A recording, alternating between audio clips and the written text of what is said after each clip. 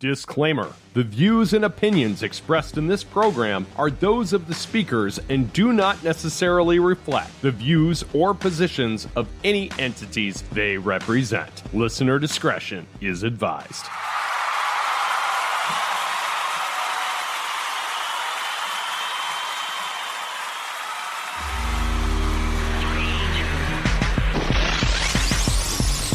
In a day and age where streaming has become such a dominant way to consume media, it becomes challenging to consider how we used to consume things as little as 5 to 10 years ago. For many of us with our hearts in music, Spotify is a prime example of this. Having waded in the water of the music business myself, it's always a treat to speak with individuals that are just as passionate about music as I am. Joining me on the podcast today is my friend Kevin Coffey. He has spent over 20 years as a music journalist, contributing to several reputable organizations, and he now hosts his own podcast called Pops and Hisses, available on all podcasting platforms. Ladies and gentlemen, this is Caught on the Mic.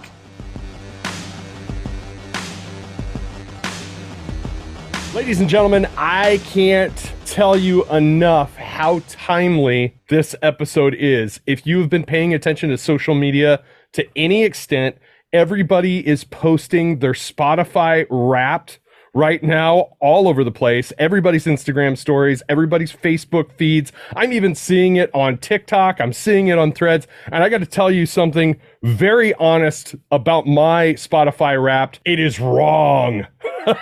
My Spotify Wrapped is absolutely wrong. My tastes are so seasonal that I will listen to a lot of one artist during some season and it will skew my whole year. So don't pay any attention. That's why I'm not posting mine. But that said, I have a very special guest with me today. I have been following Kevin for years. Through his time at the Omaha World Herald, he is now a host of his own podcast, Pops and Hisses. You can check it out. You can also visit popsandhisses.com to read some of his articles, listen to some of his episodes. Kevin Coffey, welcome to Caught on the Mic. How you doing, my friend? I'm all right, man. Thanks so much for having me. Dude, I am glad to have you, and that is no joke. I have been following your content for some time now, and I got to pay a specific compliment to you because you are the anti-critic critic. I appreciate hearing that, but I want to know why you say that. Okay, so the reason why I say that is you're not afraid to show love to artists that a lot of conventional music critics turn their nose up at. And that is something that I've always appreciated about you. Thank you. Yeah, and I also am not afraid to go, that thing that everybody else loves does not connect with me. And one of my things is I hate the idea of a guilty pleasure, like what you like. I say that to people all the time. I don't like, and I say this is the easy one, and everyone says this, I don't like Nickelback. I respect them. I'll say that. I don't like them. Everyone picks on them, but I hear from people all the time. Be like, oh man, I love going to concerts. I've seen Nickelback 7 times. Okay, I don't like that. You love it. That's awesome for you. Like, keep it up. Like, so that's a thing that I enjoy. I think tastes are personal, and I think there's certainly music that I would rank as good or bad, but I think it also is up to individuals, and it's okay to enjoy the things that you enjoy, even if someone tells you that they're no good. Do you think that's something that also happens with age, though? Like, we get very subjective and very much within our corner of things when we're younger, that if we veer outside of that corner, we're almost like betraying that thing we want to represent. So as we get older, like, our tastes broaden because we're like, I get why people like this. Sometimes it's good to revisit shit. Oh, yeah, for sure. So one thing I've always thought, and I'm sure you're this exact same way, everybody, their core musical identity is formed somewhere in those preteen, teen, middle school, high school years. You're venturing out on your own, like literally and figuratively in music and movies and things like that. So you form that taste at that time. And then a lot of people stop. They form their taste. That is what they like. They might add in a few new things, like as they go. But you're probably this way like me. You never stop consuming music. You never stop consuming pop culture, always finding new things. And I think that's a rarity. Most people don't do that. But I think to your point and to your question that folks, it's cool to get older and realize that like sometimes you're wrong. Right. And like sometimes you're like, oh, that thing that I liked that I was kind of embarrassed about, I like it. And like it's okay that I like it. The amount of artists that I have read books from, seen them live, like read interviews or whatever, who are like, no, I really love this thing that I'm not supposed to, quote unquote, like. Henry Rollins talks about it in some of his spoken word, where he's like, Yes. I went back and bought all the Casey and the Sunshine Band records because they're great pop records. I just read Dave Grohl's book. It came out a couple years ago, but Storyteller, and he talks about like all these artists that he really thoroughly enjoys. That's like 70s AM radio pop stuff that, quote unquote terrible, but he's like, I love it. And then one I read very recently was Jeff Tweedy from Wilco came out and was just like, I have been falling in love with this like bad pop music, for lack of a better term. And he just went on this eloquent thing. It was like some of this music, he was talking about ABBA was one of the things specifically, how gorgeous of music it is. Dancing Queen, he's like, why did I shun this song? He's like, this is a beautiful song to the point where it brought him to tears. And I think that's a good attitude to have. Yeah, it for sure is. And I do want to circle back on this a little later in the episode because Right. I think streaming has had a lot of influence on how tastes have evolved to a certain extent. And so we'll revisit that topic and Spotify in general here in a few minutes. But without any further ado, why don't you kind of give us a little bit of your origin story? What brought you to the world of journalism and music specifically? Good question. So I got started as a high school newspaper journalist. That was my first ever concert review. It was written at my high school paper because I really enjoyed journalism. My friends were on the newspaper staff, but I really gravitated toward entertainment and fun because that's what I spent my time doing, right? Was reading books and watching movies and going to concerts and stuff. So that's like when it started, and I really enjoy this. So when I went to college, I kept doing that. Joined my newspaper staff. At that time, for some reason, I was like, I'm going to be a serious news journalist. Is what I'm going to do. And I kept finding myself gravitating toward that more fun stuff. And I ended up at Omaha publication that's now, as of like right now, is defunct, called The Reader, as a writer, as an intern, and then a writer and editor there. And that's where I started doing my first like real entertainment stuff. My first interview ever was Fall Out Boy. They had just put out the From Under the Cork Tree album, and Oh, like wow. I got to interview Fall Out Boy. Like they had those first two records. They put out that one that just rocketed up, and I loved it. I had so much fun doing it. I was like, this is what I really want to do, and so I just kept pursuing that. And I find that, you set yourself up for success by just doing the thing that you want to do. And so I just kept going after it and going after it. And so I got lucky to some degree that after I'd finished college, there was an opening at the Omaha World Herald for an online entertainment editor. And I was like, okay, I really want to be like a writer. That's what I like. But this is a journalism job. It's in a good newsroom. Like it'll be a good place to go. So I landed that job and it was great. And then I did that for a couple of years. And again, like right place, right time, kind of got lucky. But also I had built up this backlog of this portfolio of all these interviews and musician stories and all these music things that I had done in the past. But the music writer at the World Herald, the music critic, took another position. She had done it for several years and didn't want to do it anymore. And I was like, me. I don't want to do it. And so I landed that job, and then that was just truly awesome. My every day was consuming, thinking about writing, interviewing artists, going to shows. And that's when I wrote 350 to 400 pieces a year. A lot of those are interviews, going to 100 shows a year, roughly. I actually have over a series of years a list of every single band I saw, where I saw them, awesome. and when I saw them. And part of it was because I started forgetting who I saw. Like I forgot the shows. So it's like I gotta start writing that down because I don't remember. And so I was at the World Herald for it was almost 15 years in total from when I started to when I left. And I took on a number of roles later on while I was there, including being the entertainment editor, the features editor of the whole feature section. But I maintained being the music writer all the way through to the end. So the sad part is small local newspapers are not doing as well as Right. they used to be.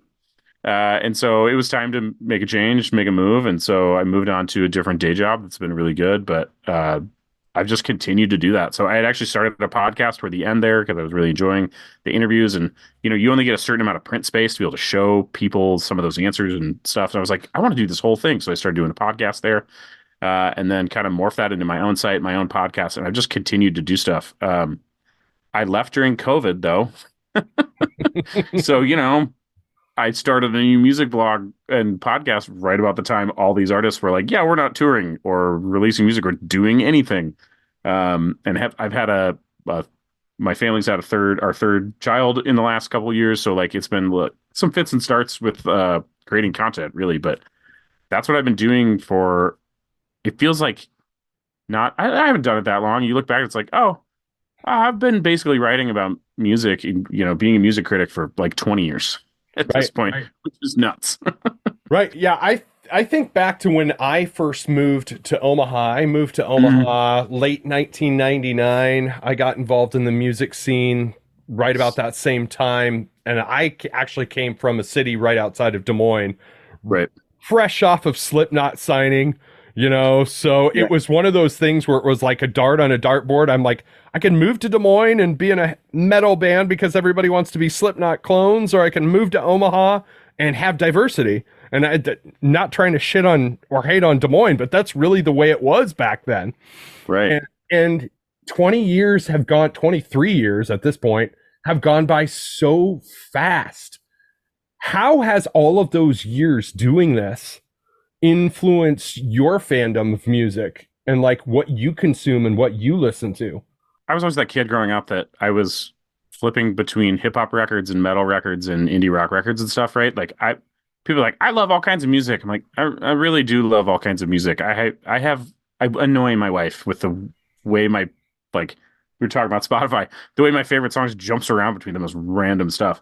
But I think my time doing this has just broadened it. So what you encounter here in Omaha, Nebraska, to your point, it is a diverse, when people call it the music scene, like it's like a lot of scenes all kind of in one, right? And that goes from like even the like performers, playing at clubs and bars and stuff like that, like local bands and whatever, all the way up to like what people actually consume. So if you look at the local arena, who's coming in, it's not just country, it's the biggest artists in the world, it's country artists, it's hip hop artists. And what was kind of fun about having the job that I had was covering all that stuff and realizing that your readership, the people who are looking at this stuff, are looking at all of it. Like, it's not like, oh, country really. I pick on country because we're in the Midwest, right? You think, oh, stereotypically, Right. really. And it's certainly is popular, but it's not the only thing that was selling out the arena. It's not the only thing that was selling out the clubs or the bars either. Like, actually, most of the stuff is like rock and pop and all kinds of different things. So I feel like my horizons have only broadened in what I consume. Same thing, like, I was talking about annoying my wife. I was also talking about, I was just thinking the other day about my kids are like, if you ask them what my favorite band was, I don't know they'd be able to tell you. Mine either. Yeah. And I'm sure that, I was gonna say, I'm sure you're the same way. So that was one of my thoughts that I wanted to ask you is what did that feel like coming to Omaha, being a part of that music scene or scenes, and what was available to you as a musician? I came to Omaha right at the right time. I don't think enough people really understand how big of a boom Omaha was having from 2000 to 2003. That 3 years Crazy. was like, it was like somebody set a grenade off in a crowded in a crowded stadium. It was all over the place. And I make this reference. Some people get it, some people don't, but I call the Ranch Bowl specifically, I call it the Forrest Gump of music venues because you never knew who was going to walk through those doors. I remember there was one night we're just casually hanging out in the bar and the guys from Tonic, they weren't playing, they just stopped in the Ranch Bowl to have drinks, and that type of thing happened all the time. Yeah. So that was really exciting, and I know that wasn't happening in Des Moines. So to me making the ultimate choice to move here, like it was one of those things where there was like this sense of anticipation and this sense of anxiety that something big was going to happen at any moment in time, but you could never define it. Yeah, it's interesting looking at that time. Like, someone asked me once, um, what's the Omaha sound? I was like, there is no Omaha sound. If you look at that specific time period, what was happening with Saddle Creek and the three biggest bands that came out of that time and place at that period, which would be Bright Eyes and The Faint and Cursive, neither of those three things sound any bit like the other one, except for Right. maybe one or two Bright Eyes releases sounding a little more different than the others, but like totally different. And the amount of what's been interesting is making friends with, talking to artists over the years, the amount of people who were getting those major label calls and meetings at that time. Some of them got signed, certainly in the mid to late 90s and early 2000s. Some of them got signed and things happened, or they released a record and didn't, or got signed and nothing happened. But I know a good amount of people who had like major label meetings, offers. We were this close to being signed and it never really happened. It's like, that's insane. The amount of Right. that was going on at that time was crazy. And I think to some degree, certain people probably thought, oh, this is how it is. This is gonna keep happening. And it was kind of lightning in a bottle at that time. Yeah. I just think it must have been really interesting to step into that for you. Oh yeah, especially like the way my projects progressed because it was like it was going from, shitty band night Tuesdays to playing weekends at the Ranch Bowl that you had to earn. Like Right. back in the day when it was prestigious, you had to earn those spots. And people back at that time were always making the joke, well, Pomeroy's playing the Ranch Bowl 5 nights a week. But what people don't know is Pomeroy was playing so frequently because, to your point, A&R reps were coming up to see them on a regular basis. Regular basis. And they were one of those bands that were, Yeah, they were selling out the Ranch Bowl every time. There was not like a lack of demand. They weren't playing to 12 people at 4 nights a month. Like they were selling the place out. It was nuts. I was in those shows. oh yeah, for sure. But let's kind of fast forward a little bit to how everything has evolved, not just locally, but nationwide, worldwide, since the advent of streaming media and how people are consuming music a lot differently. How has that influenced what you do? The first point is people are consuming more music, I think, wider depth of music, just more things. Just have access to it. So if you dial back to we as young men, if you wanted to hear a song, you had to wait for it on the radio, call the radio station and ask for it, or go to the record store and buy it. If I am flipping through TikTok today, which I do, and hear an artist that I've never heard before, I can go find their entire discography in a second, which is cool. Like, that's cool. The discovery of music is like instant in a way that I really enjoy. I did that yesterday. There was a guy that, I don't know, he popped in my social media feed and I was like, this song is so catchy. It's really fun. I want to go see more. And I listened to a few more of his songs. I was like, I like that. I like that. I like that. For me, that's also hopefully seeing them live or interviewing them for what I do.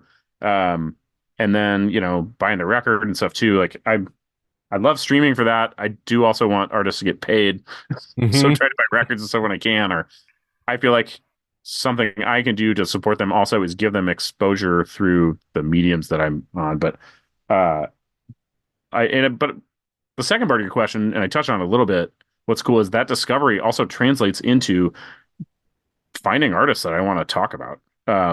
Finding artists that you might not have realized have a niche or a following, and you hear about them on social media. Someone texts you a Spotify link, and then you open it up, and you're like, this band has a 800 million streams. Like they're popular, and I'd never heard about them before today. Like that's fascinating. And so I think it's just opened up everybody's taste. I think it's resulted in, if you look at what's going on in the next 2 months here in Omaha, what bands are coming, an even bigger spread of who shows up to play. Like more bands can do more tours, can play more places because it's easier to find out who they are. Yeah. So on the flip side of that, because you've really pointed out the positives, do you think the ritualistic aspect of consuming music not being as prevalent, aside from the vinyl boom that's going on right now, do you think taking that ritualistic aspect away to a certain extent has also hurt it to a degree? Yeah, for sure. And I find it in my own listening, like, and I'm looking across the room at my turntable. It's just right on the other side Hmm. of the camera, on the other side of the mic. And when I listen to vinyl, it's a very intentional process, right? Flip through the records, pull one out of the sleeve, pop the turntable, check the RPMs, put it on, drop the needle, set, listen. When it's done, flip it. It's just an active music listening experience. And I think vinyl takes it to somewhat of an extreme. Like you have to do all those things to do it. Even a CD though, like, and for me, flipping through the book of a CD to find the music that I want to play, put it on the CD player, hit play. My boombox that I had as a kid only didn't repeat. It played the 12 songs and then like you had to go back and hit play again. So it's just a much more involved process in music where I find with streaming, as convenient as it is, it's also really easy to just play some tunes and zone out and not really pay that much attention. So I think there's that sort of aspect where you can just kind of leave it in the dust and it's not as intentional, not as important to the experience of it. I have to remind myself, like, you know what I want to do? I really want to sit down and listen to this. Or I heard a lyric in there that I wasn't paying attention to. I need to get the lyric sheet out or the, lyricgenius.com webpage because I want to hear exactly what he said and like pay attention to it. So I have to slow myself down too. Yeah. Yeah. And that's one thing that, I'm really encouraged because I have a 16-year-old daughter and she is coming into her own. And oddly, like being of the age now where 90s music is considered oldies is a little jarring. Like she asked me for a Cranberries record for Christmas and I'm like, oh shit, this is the best thing ever, right? But she's starting to kind of listen to the vinyl too, and I love the fact that there is a generation a step below that is actually starting to get that. I'm glad that vinyl is making a resurgence for that exact reason. I spoke with Adam Russell from Story of the Year about a year ago, and we were talking, it was right before they released their current album, and we were talking about how artists release music in a different way now. Not everybody is releasing full albums. Most artists are releasing songs a chunk at a time ahead of the full album release. Do you feel that kind of hurts the consumption process of a full album and a full thought? There's something to be said for the full album experience, finding that B-side, that gem that you wouldn't have heard because it wasn't on the radio or whatever.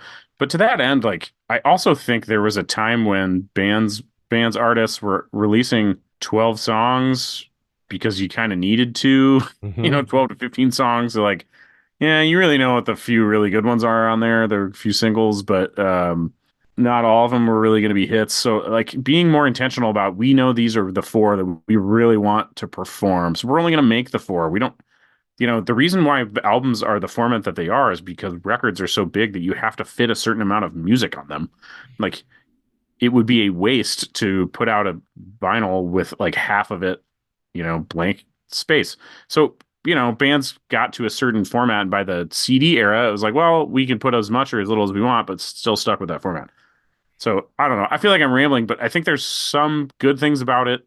Like artists are really working hard on those few songs to make sure they're kick-ass and they're ready to go.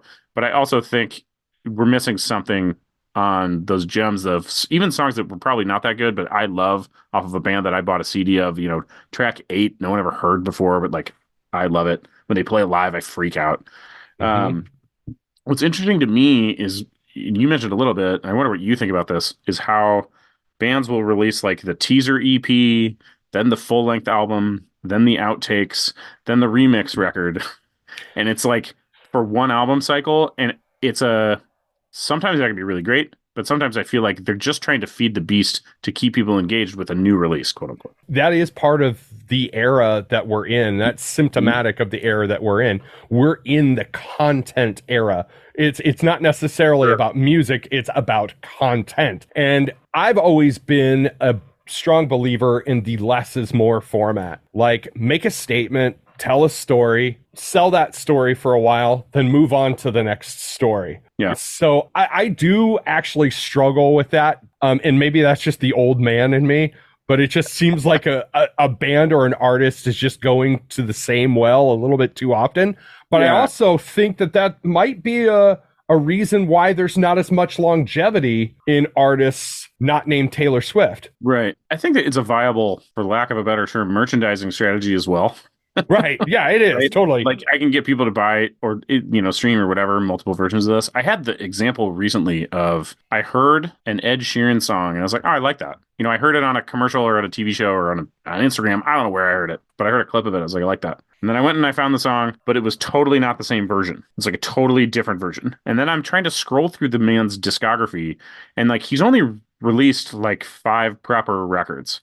But each record has an acoustic version, the outtake version, the demo version, the extended version, and trying to track down that one frickin' track that I enjoyed on like the six versions of some record he had was maddening. And I was like, I think this happens for those.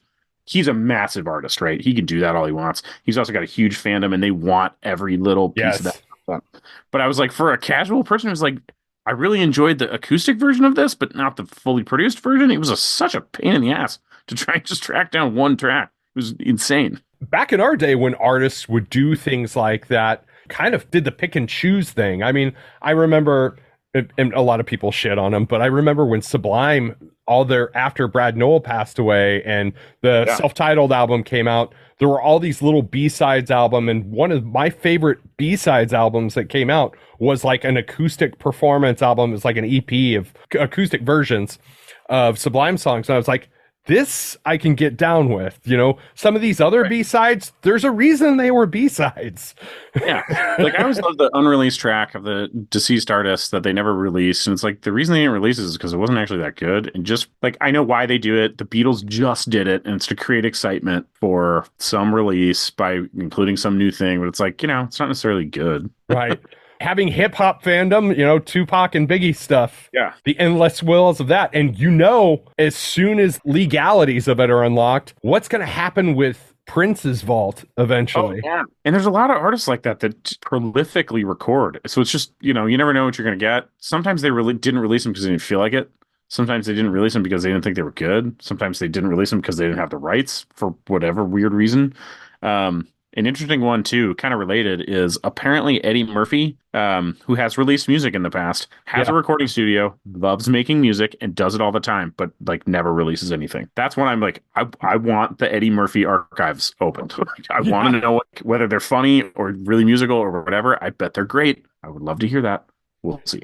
You almost want a really good producer that's got a really good ear Yes. to just get locked in that studio for a week and say, pick out the best shit, put together one album of the best stuff, release that. Yeah, Use right. their unbiased but very discerning ear. Yeah. Yes, right. Like I want a curator, not just someone who's trying to extend the payday. If that makes sense. So, what was the last artist that you discovered that really excited you? Man, that's a freaking great question. The most recent artist that I've discovered that I've really enjoyed, and this was totally a TikTok discovery. When we had our most recent baby, he needed a lot of cuddles, a lot of rocking to sleep and stuff like that. So for a period there, I'd pop in the AirPods, I'd go to rock him to sleep, and I'd flip through social because it was just like I didn't know if I'd be in there for 20 minutes or 2 hours. So like you don't want to start a movie, you might be there for 5 minutes. I don't know. So I just be flipping through TikTok or flipping through Instagram. And I found this guy, his name's Evan Honer, Honer, and he's a singer-songwriter. He's got to be like college or just out of college age. He doesn't have a huge following, but he started releasing some songs on TikTok and then on Spotify. And he's just got this amazing voice. He's covered some songs that are really good, but I discovered just this one song, and he only posted like a 30-second clip of it to TikTok. It was so fucking good. I would go back and listen to that 30 seconds over and over. Now he's finally released it on Spotify, and it's great. It's called I Don't Know Shit About Cars, and it's a great song. And he's also covered like Jim Croce and Tyler Childers, and Oh, wow. there's a Don Prine cover that he did. So I've just really enjoyed this guy, and it was totally just finding him on social media, and he's been great.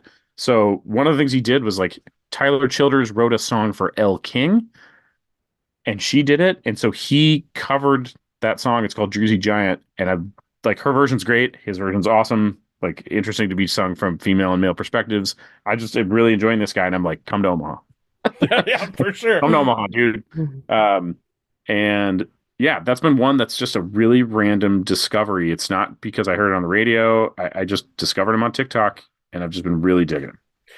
Similar aspect to this next question is, has there been an artist over the past 20 years whose uprising surprised you, but was also a welcome surprise, something you really wanted to see happen? I have one, but I would be interested to hear what yours is. And I wonder if we have the same one. Oh, that's tough. Somebody who really surprised me, but I was happy about it. Mm-hmm. Not to be talking about country all the time, but my number one would probably be Sturgill Simpson. Um, Guy from Kentucky, who puts out a few records. Nobody knows who this guy is. Like, nobody does. I learned about him because my brother lived in Kentucky at the time and was like, he went to like a Dwight Yoakam show. We grew up listening to Dwight Yoakam. He's great. And then he was like, this guy that opened for Dwight Yoakam has got the best country voice I've ever heard in my life. I'm like, okay, well, I'm listening. Tell me about him. And so he's like, check this guy out. And he sent me like the first Sturgill Simpson record. And I was like, wow, this guy's really, really good. But still at the time, nobody knew who he was. Within a couple of years, he's signed to a major label, not the Nashville country arm of the major labels, but to like, you know, Atlantic Records or whatever. He's winning Grammys. He's just become this cultural icon for country music, especially as there was country music that a lot of people didn't really think was very country. You know, like bro country stuff's going on. All these artists are like, yeah, he's got the best voice in country music, and we've been listening to him for 10 years. Where the hell have all the rest of you been? And I've just really enjoyed the hell out of him becoming a big damn deal. I don't know why all my answers are like country people tonight, but the other one for me is also Jason Isbell, who is that's what I was looking for. It's mine too. Like that good guitar player in the frickin' Drive-By Truckers, right? It turns out is incredible. I remember he puts out Southeastern and was like, hey, remember that guy who used to get kicked out of the Drive-By Truckers? He's freaking phenomenal. Yeah. If I had to name one album that I feel influenced or changed my adult life, it would be Southeastern. Like, I've listened to that album front to back probably more than any album I've listened to in my lifetime. Yeah. And those are two, like, I just met, you asked me for one, I mentioned two. Those are two artists that have a really similar track to me that are just like started sort of obscurely and then just blew up in an amazing way that I love, and they're incredible. And then I talked to Drive-By Truckers recently, and like they're just such great guys, and like they kicked him out of their band. But they also, because they needed to, I think they knew that he needed them to kick him out of the band. Right. They have since reconciled and become friends and play shows together and stuff. There's a great record that's Patterson Hood and Jason Isbell and oh my God, I'm forgetting the third guy in the band, going and doing a live show for a benefit. It's like freaking sweet. I love it.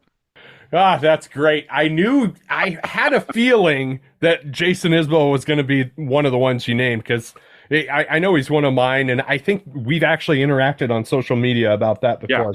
I had that in my back pocket. I love it.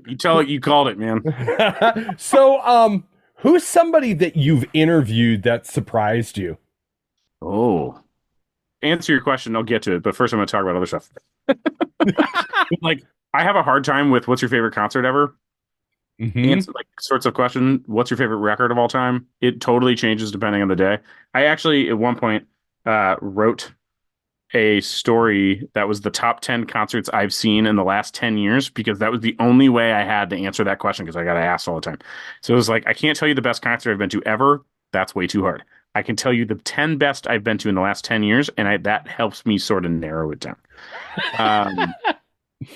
But it's same thing. It was like, who's the best interview you've ever had? I'd be like, oh, I don't know. I've done a lot of good ones. I've conducted a lot of interviews with great people. You're stumping me on this. I was trying to vamp. Well, not necessarily. It doesn't necessarily have to be the best as much as like who's an artist where you thought maybe you were getting serving A and you got serving B instead, just a really unique interview that kind of surprised you after it was all said and done. Yeah, that's a good way of framing that. I mean, one that actually was recent and it's on my podcast was Patterson Hood from Drive By Truckers was just I like the ones that turn into a conversation. Um, Hmm. Not just like I ask a question, they give an answer. I ask a question, they give an answer. Yeah. Like pulling teeth. And man, we just had a great freaking time. It's just sitting there and talking. I was like, I don't want this to end. We went overtime. He had other interviews to go to. Like we had a blast talking. Um, that was a really good one. Um, you mentioned, and I actually thought of this earlier in the interview, was you mentioned Ranch Bowl. I once interviewed Chris Shiflett, who Hmm. uh, old punk rock guitarist who ended up in the Foo Fighters. That was a really fun interview because we ended up talking not actually that much about the Foo Fighters. I was talking to him because the Foo Fighters were coming to town, and we ended up talking about the Ranch Bowl, being in punk bands, like uh, what that meant to him, why, like what the role of being the guitar player in the Foo Fighters was to him, rather than talking about the new Foo Fighters record. Like that was one that's like, you think you're going to talk about the show, like the new album, and like we ended up talking about how he used to hurt his arm going bowling all day at the Ranch Bowl before right arm throwing bowling balls, and then like I got to pick up a guitar 4 hours later and play a bunch of like super fast power chords in my pop punk band, and how big of a pain in the ass was. And like those are the sorts of interviews that are just really fun and memorable. You end up having a conversation and feel like you get to know somebody a little bit. Not like I'm friends with any of these folks or anything, but like, those are fun conversations. But I think that's kind of the joy of podcasting to a certain degree. Right. That I know I experienced this myself being a podcaster now and making that transition from musician to podcaster is um you realize that people are giving you time, and time is a gift that people Yeah. never get back. Right? So it is the greatest gift a person can give you is their time. So it is kind of like an investment that kind of sows the seeds of a future relationship if you continue to invest in them later down the line.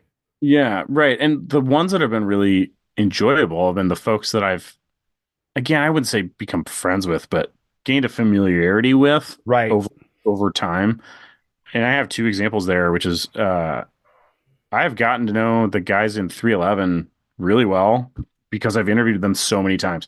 Because of course we want to interview them anytime they come to Omaha. They have such a big fan base here. They're from here, and so I've talked to them a lot of times. Um, Gotten out of the blue phone calls and text messages from some of those guys, which is 14-year-old me thinks that's the wildest shit that's ever happened Hmm. because the band that he was listening to, I really loved that band growing up, and the band that he was listening to is like calling him, like, "Hey, Kevin, how you doing?"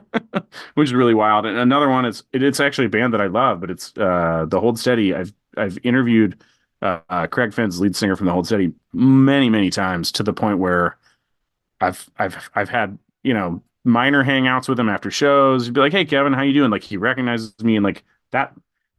Those sorts of interviews become really good. It's not like, "Oh, I'm friends with these guys." I'm not. It's fine. Right. They have plenty of other friends, but it actually turns into better conversations about music because you have familiarity with somebody. You can spend some time with them, and like you kind of, it's like catching up with someone rather than like introducing yourself to somebody all over again. Well, this might sound redundant, but kind of leading into that, is that the biggest differentiator between you doing this stuff through print versus you podcasting now? Yeah, I mean, it's interesting because in that role, which was great, and I mentioned one of the advantages before, which was just witnessing, seeing, experiencing, writing about, interviewing a huge breadth of artists. Um, but to some degree, like you're kind of obligated to see Justin Bieber for the fourth time. There's nothing wrong with people who like Justin Bieber, but like I've seen the show, I don't really want to go again. And so now I don't have to go see that show. I don't feel like I've got my own operation, man. No one's demanding that. Um, but yeah, I do love kind of like you said, like I like the podcast format. It feels more conversational. I do notice that artists show up ready for more of a conversation, I usually get more time to talk to them. And like you said, that time is a gift. That's really great. And it just leads to more fruitful places. And one of the things I absolutely love actually is, and why I started my first podcast while I was still at the paper was you've only got so much space to illustrate why you like somebody. And like, you have to tell a narrative about the show coming and why they're here and what's going on with them and what's interesting. And often I would only get like 500 words or something like that. And like, that's not enough to capture the 30-minute conversation I had with somebody. So like, I really just be able to be like, edit out some ums and ahs and pauses, but like really just show off the whole conversation. It's so much more fun. Yeah, for sure. So if you were to set like a short-term goal and a long-term goal for your podcast, once again called Pops and Hisses, what is that short-term goal and what is the long-term goal? Short-term goal is just lining up more people to talk to. It's not hard. It's more it's more hard for my personal time management to set up 30-minute conversations every week or every other week or whatever. And so just getting more artists on the show. Like I have had some really great artists on the show. My lineup is pretty freaking solid and I'm really happy with it, but I just want to keep expanding it. That is my short term. Long term is just making it sustainable to the point where, and this has happened to some degree where folks are seeking me out saying, hey, we want to be on your show. Like, that's really great. Part of that is subscribers. Everyone who's listening to this, please subscribe. Shameless plug, totally shameless. I don't care. Please subscribe to my show. But the more subscribers you get, the more people that turn up for that, the better it is to just get stuff. It's easier for me to land an interview with somebody if I go, hey, I've got 10,000 subscribers. And so just long term, just keeping it sustainable where it's a point where I can just kind of keep churning them out and keep working through it. And I love talking to new and different artists over the time. Like, in my years, I've had everybody from the world's most obscure indie band who's like traveling in a crappy van, who's playing 4 shows, and one of them happens to be here, to like Ringo Starr from the Beatles, and I've talked to the Taylor Swift before. Like, I've talked to everybody in between, and I love it. I love every part of that. Like everything in between. It's all interesting conversations. Wow, I was getting lost in what you were saying because I can't help but think of that scene in Twins with Danny DeVito and Arnold Schwarzenegger. And Danny DeVito looks at Arnold and he says, the moment I sat down, I thought I was looking into a mirror, because that is my exact answer too. It's like, it's a feeder. Like, a good podcast feeds your next podcast. And if you're hella consistent with it, it just keeps feeding. And that is such a great reward when people start seeking you out, right? Yeah, right. And I mean, I will say this has always been one of the most rewarding things is it always has been and continues to be, is hearing from people listening to the podcast, hearing from people who listen to the show unsolicited. So, what you were talking about, interaction we've had on social media, like, oh man, that was great, or talking about a person or a thing that we like, or people bumping into you and going, hey, I heard the latest episode and it was so good, such a great job, or I follow you on Twitter.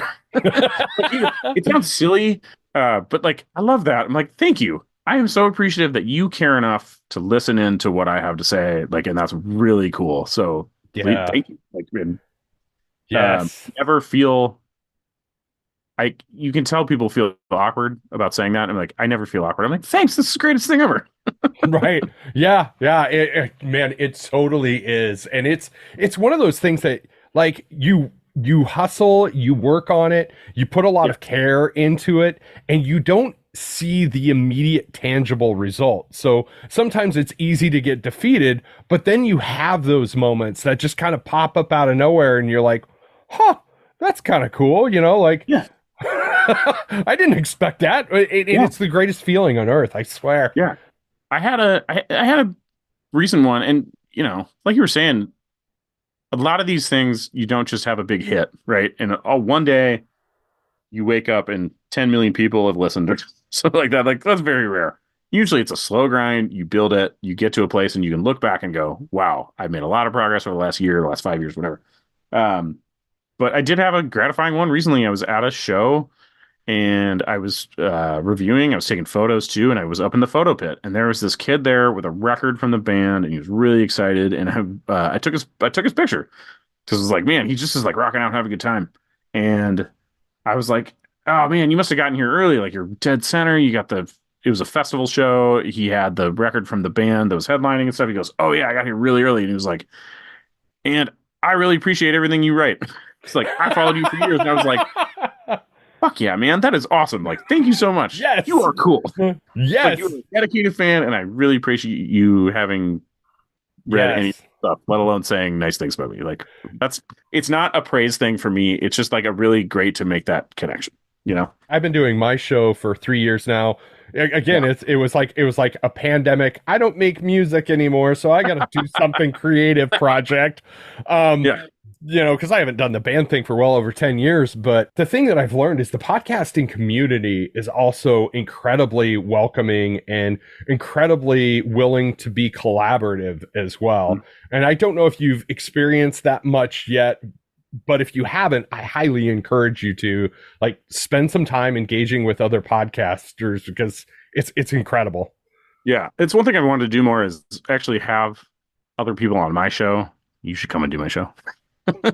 I would be honored. Like have other people on my show, like guests on other people's shows. And a lot of what I did before podcasting was radio. I've been on the radio locally like a billion times. Mhm. And I always loved it. It's like fun, like bringing people to talk about things that they like or things they have an expertise on or just whatever. And I'm sure you get this as a solo podcast host, like finding things to talk about. Like you need someone often to play off of. And like, I like having people with a different opinion or just a different experience, or even if we both land on Jason Isbell, like, you know, just like you and I are of a similar age, like similar interactions in different ways with music, but like, you know, I joke about Jason Isbell, but like just having like a different person to play off of is fun and different opinions. So that's something I'm also hoping to do more of, is more than just artist interviews or me giving my opinion on something on my show, but just talking through, like, you know, having different guests on to talk about different stuff. The way the world has changed over the course of the last 3+ years, Mm-hmm. and the way that it's affected the music industry and the entertainment industry at large. People are consuming things differently. We're creating things differently. The society that we live in right now, it's always looking for more things to keep us divided as opposed to keep us united. I have always viewed music as the great uniter in a lot of ways. You know, you can have guys that have different socio-political views, right or wrong, or I guess maybe left or right, depending upon how you want to go into it. But you can have people from different backgrounds that can unite over a good song. Yeah. So with that said, my favorite podcast question that I ask every single one of my guests near the closing of the episode is, considering all that and your experience, what's your advice for making the world a better place tomorrow than it is today? Oh, you could end with the hard one. You should hear UFC fighters answer this question. It's pretty interesting. Yeah. I mean, again, talking about music, and you make a good point there. It's just like, I find putting more kindness and joy into the world than you take out is always a good way to go. Like having positive interactions to the best of your ability, you know, things like that. It is always good. And like, this is one of the things that I love art in general, but music especially is just like, it is a thing that unites people. It is a thing that brings people joy. Even for me, listening to sad songs when I feel sad, which is a thing that I do, makes me feel better. And it is that communal thing. I am feeling sad with you. One of my favorite artists ever is a band called Frightened Rabbit. And unfortunately, their lead singer passed away several years ago, but he wrote some of the best fucking sad songs I've ever heard in my life. And I got the opportunity to talk to him a few times. And I just said, like, you know, one of the things that makes me feel better is you're singing about your experience, but he was able to distill those things into a way that is universal. And that makes people more joyful and feel better. And, you know, another thing I thought of while you were talking too, that's related, is that I love about music that is communal, that unites, is live music. when you step into a show and it goes from being a bunch of people, a bunch of individuals or couples or groups, into being one organism, one audience that is there together. And nothing is better than the frickin' sing-along song when the one song goes on and everybody knows it. And whether it's a sing-along or everyone's dancing or whatever, all of a sudden, like, everyone is experiencing this together. It's a thing that I missed during COVID. I missed the kick drum in my chest. I missed being around people I don't know, but I was having such a great time with. And it just happens at every show you go to, but some more than others. One of my favorite examples of this is I was at it was a Jeff Tweedy solo-ish show, not a Wilco show, but he started playing I can't say it. He started playing Jesus, etc. And there's a part where there's whistling, and the whole crowd just started whistling it and humming along, and like unprompted.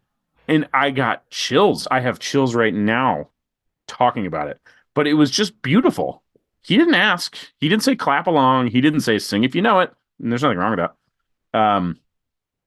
But like, he just started strumming the song and singing, and everybody did it. And it was just beautiful. It felt beautiful.